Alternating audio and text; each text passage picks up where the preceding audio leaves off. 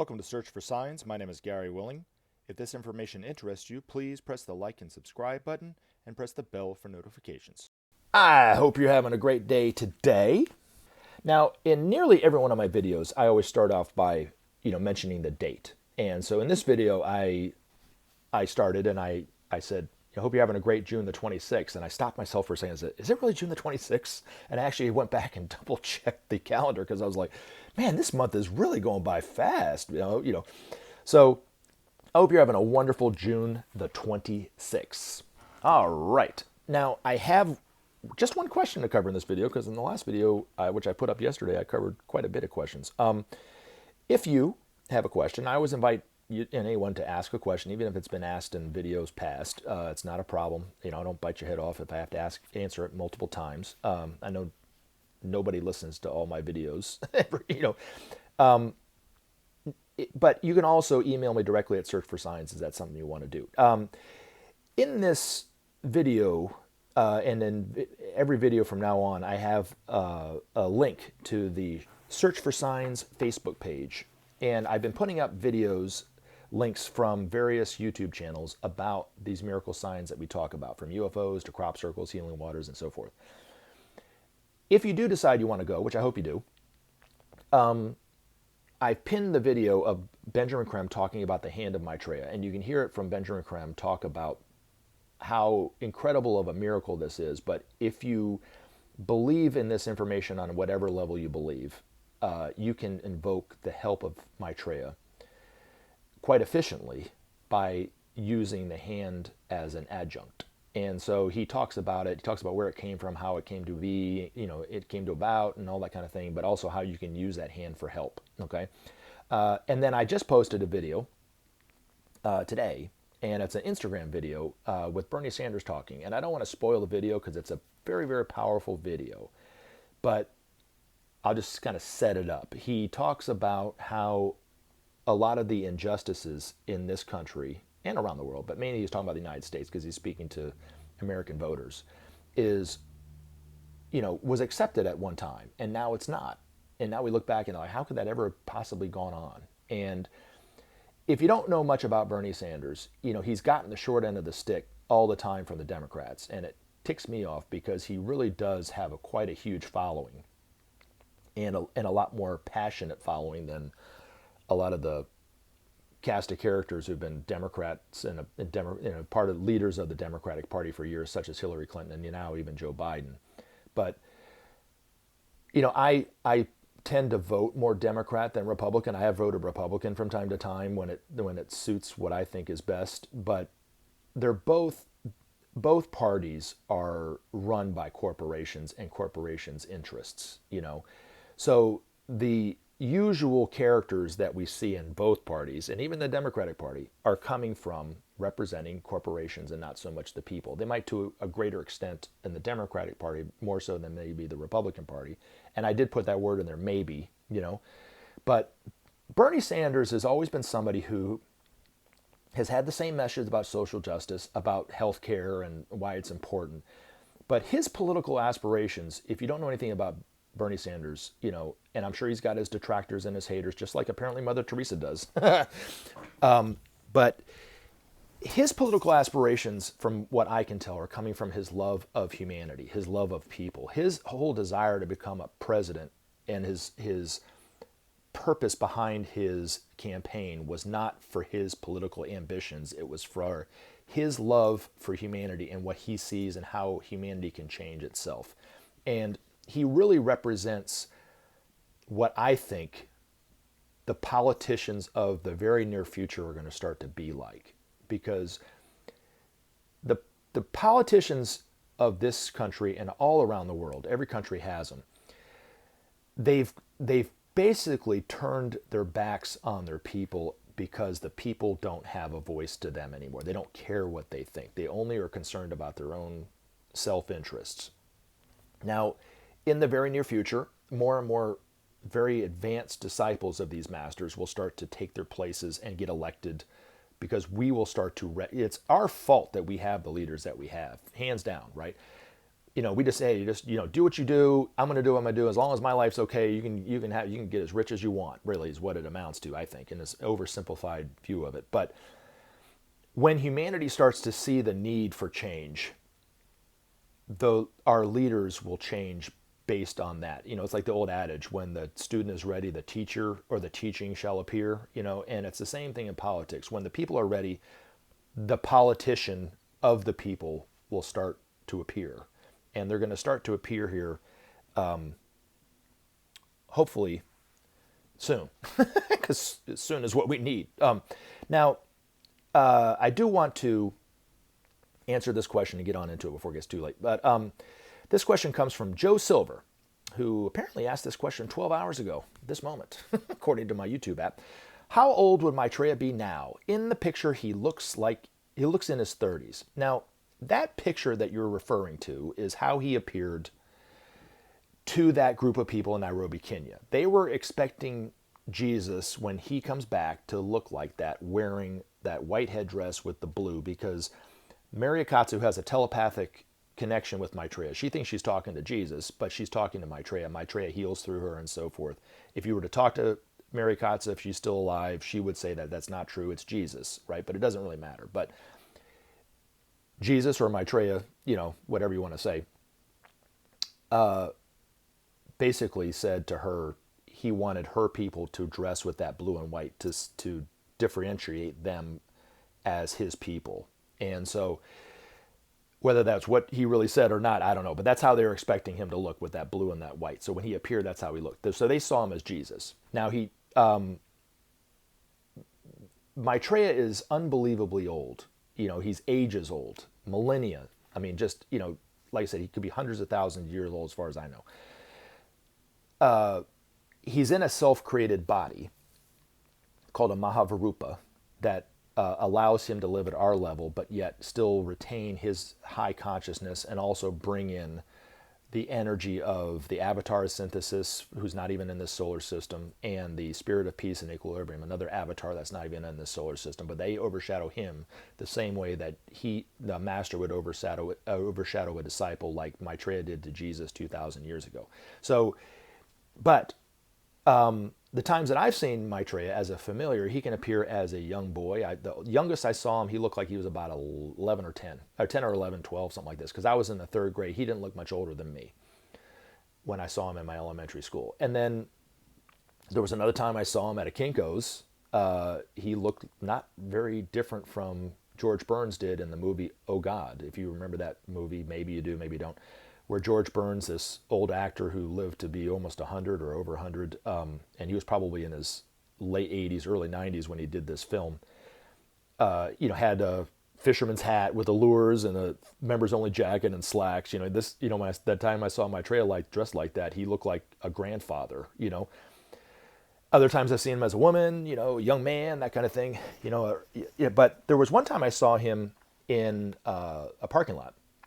And I've mentioned this a few times in the video, so if you've heard my videos, and I talk about this in my last few videos or whatever, don't, hopefully it won't bore you too much. But he appeared a lot like Benjamin Creme when asked, how does Maitreya really look in London? He appeared, at the time that I saw him, a lot like how I imagined him to look. He looked like the Maitreya Buddha statues, very thin chin, kind of high cheekbones, high forehead. He had black curly hair and kind of this wet look, but looked different, very different from the photo that I put up with him in Nairobi, Kenya. But the time that I saw him, he looked like he was maybe early 30s, but he could also looked late 30s, early 40s. It was kind of like in that window, kind of a timeless look, but he looked young, youthful, didn't look old, but yet when I looked into his eyes, he had such a deep wisdom to his eyes. You could tell he was wise, so he didn't look inexperienced or immature, if that makes any sense, but there was a depth to his whole aura and vibe that even though he looked young and timeless, he was much older than that, if that makes any sense. So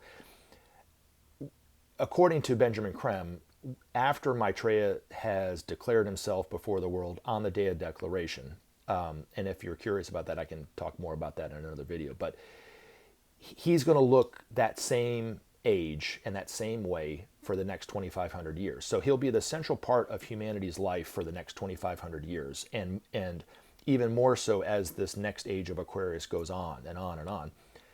But he won't age a day. All of us will be born, live through our lives, age however long we age, up into hopefully into old age, and then pass away and have to come back and so forth. But he won't age a day. But, I hope that helps. But all these masters don't have to age. I mean, they're all conquered death.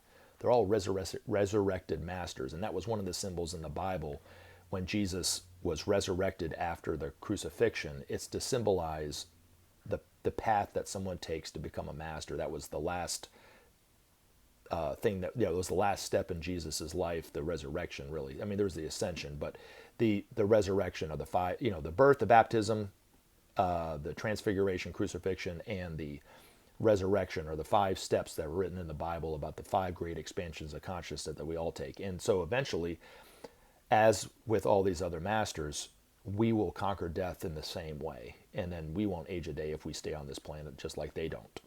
Now other masters like Sai Baba, because he was in the public eye the way that he was with so many millions of devotees for so long, as a form of service, he was born in the normal way, from a mother, he had a father, that kind of thing, and then eventually became a young man, a middle-aged man, or, an elderly man, and passed away. But that was his form of service. And there's other masters who are not in the public eye at all, like Babaji, who was written in the book Autobiography of a Yogi by Paramahansa Yogananda, who's hundreds of thousands of years old, looks like he could be in his mid-20s, early 30s maybe, and will live here for another 100,000 years or so and not age a day. But he's not in the public eye, so that's why he doesn't have to age. So hopefully that answers that question, Joe, and thanks for asking that question. Now, since I don't have any other questions, I want to take the time to read one of Maitreya's messages, actually. It's not, and I'm going to read one of Benjamin Creme's Master's articles after this, but this message was number 73, and he had, how many messages did he have? I think 144, if I'm not mistaken. 140, excuse me. So from the late 70s to the early 80s, Benjamin Creme gave some talks in London. It was Friend's House, Houston Road, London. And at the end of those lectures, Maitreya actually overshadowed Benjamin Creme and gave these messages through him. And every one of Benjamin Creme's lectures, Maitreya overshadowed him, but he didn't always give messages through him. But there was a series of lectures that Benjamin Creme gave over the number of years that he did, and it was, the purpose behind it was for Maitreya to give these messages out to humanity. Now, the reason why I'm reading this one now, if I even need to have a reason, is because someone who asks several questions from time to time, Zen, said something yesterday about how she believes Maitreya has the ability to overshadow more than one human at a time, as well as doing his own thing himself. And I kind of addressed that and talked about how Maitreya can be speaking to somebody or speaking on TV and doing a myriad of other things, in an infinite number of things. And I neglected to say in that, and this is the reason why I'm reading this, because Maitreya actually talks about it in this message, that every single person on this planet, the 7 billion or whatever billion people on this planet, Maitreya actually feels all their joy, all the love. Every time you manifest love, whether it's toward a child or something like that, he feels that within his own heart. He also feels all the suffering that we all go through in our course of our life. And even if it's tremendous suffering when you're starving to death or watching your child starve to death and nobody's helping you and nobody cares, and how lonely and painful that could feel, he feels that at the same time within his heart. He has both going on simultaneously at the same time, and yet can be speaking to someone on TV. Let's say, like now, he could be speaking to somebody on TV now, be totally relaxed, totally sure that everything's going to be fine, have the confidence and trust of humanity that we're going to get through this, seeing all the problems deeper than we could possibly see. I mean, we all see the problems of the world, right? But also at the same time know that we have it within us to solve it, and trust and know, have the trust of the ages and know that we'll get through this, had the love of all humanity within his heart, yet feeling all the love of all of us, all the suffering of all of us, preventing us from disaster in this cosmic event, diverting this asteroid that would have crashed into the earth and ended all life on the planet, communicating to this person over here, at one with all these masters, feeling at one with all of the world, communicating with space brothers on other planets, and yet have this humor and this joke, this kind of humor and this light wisdom about, and this very simple wisdom as he's speaking to somebody on TV.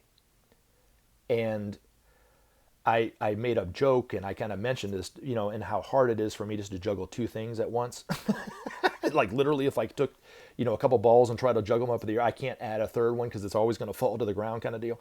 This master, this spiritual giant, Maitreya, who appears and just is just a simple man, has all this going on all the time in his heart, but yet is totally relaxed, totally assured that we're going to get through this, totally at peace, totally loves, comforting people when they're dying sometimes, oftentimes, saving them from some accident, all sorts of stuff. We have no idea the connection that these masters have with humanity and what they're doing from time to time. We'd be blown away, really, if we all knew, Anyway, so I digress.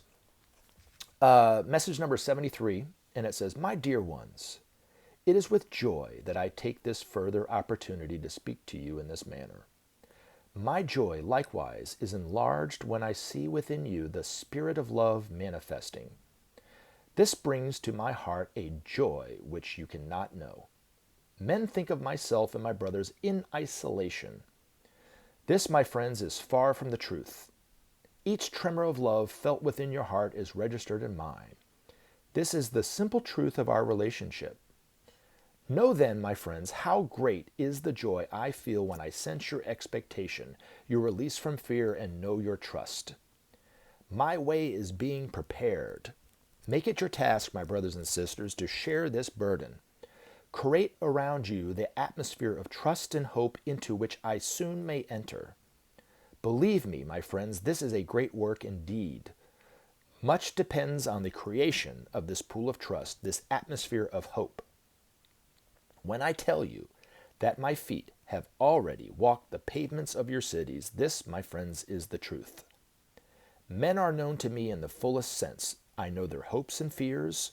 I know their longings and yearnings. I know their aspiration for good. Upon all of this, I rely. Make it your avowed task to aid me in my coming work. May it be that you become channels for my love. In this way shall you fulfill your destiny too.